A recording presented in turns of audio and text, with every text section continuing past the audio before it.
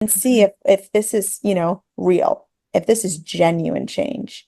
That is going to take so much work, and the person is already really struggling if they're doing things like betraying or abusing or getting into an addiction. They've got a lot going on. They don't have a solid base if those things are happening.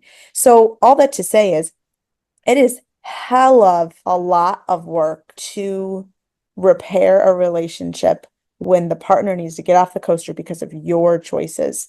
That is going to be one of the hardest things you ever do. And we're not about to sugarcoat that.